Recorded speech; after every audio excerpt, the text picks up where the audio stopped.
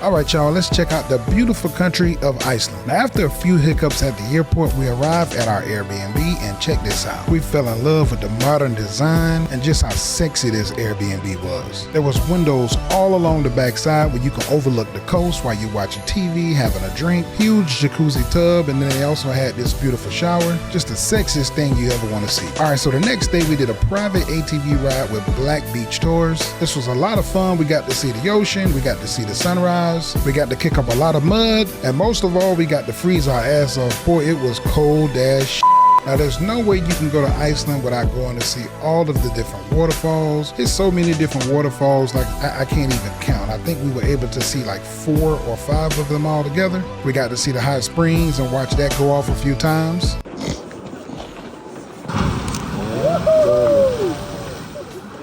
Just listen to the sound of this massive waterfall. And speaking of waterfalls, just leaving the waterfall, I'm headed back to the car. I don't know how cold it is. All I do know is my supportive wife left my ass out here.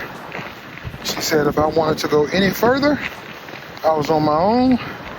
I wanted to go further, and guess what?